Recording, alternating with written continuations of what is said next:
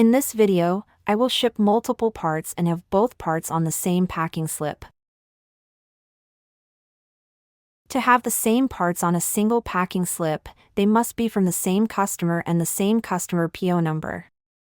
So in this example, I'm looking at my customer PO of 123456. And so I typed PO : and the customer PO of 123456. When I search for this PO, I'll see that there are two different parts on this purchase order. There is the sample machine part and the sample fabricated part.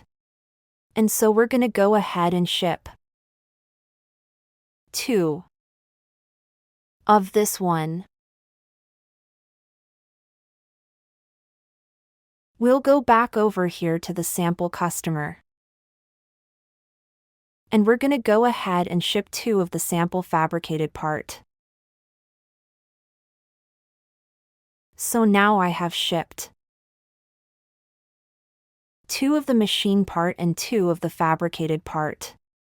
And once I've shipped all of the parts that I am packing on the skid to be shipped in a single shipment, then I go and print the pack slip.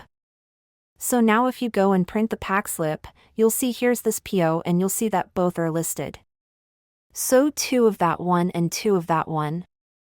Now it will not matter which one of these you pick. They are the same.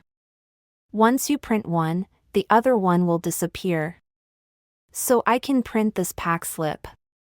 So we see here's the pack slip with both parts on it.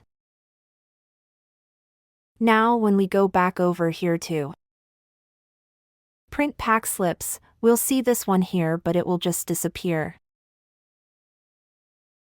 So that's how you can have more than one part on a single pack slip.